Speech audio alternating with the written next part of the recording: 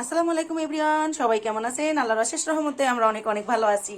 অনেক কিছু গুছিয়ে নিয়েছি, রান্না করব। তো কি কি রান্না করব সেটা একটু বলে দেই। মিষ্টি কুমড়া ভাজি করব করব মানে মুরগির মাংস দিয়ে একটা চাইনিজ সবজির মতো করে শুকনা শুকনা করে রান্না করব।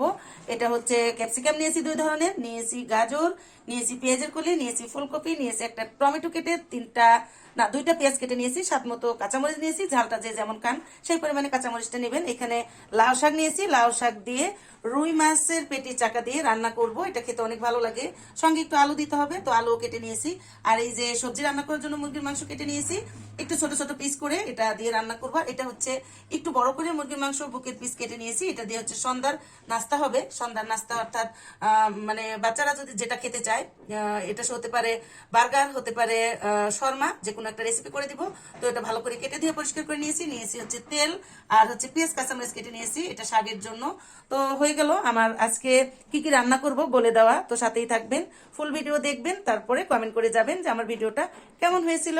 আশা করি ভিডিওটা অনেক ভালো লাগবে আপনাদের কাছে। টাটা, বাই বাই, আল্লাহ হাফেজ।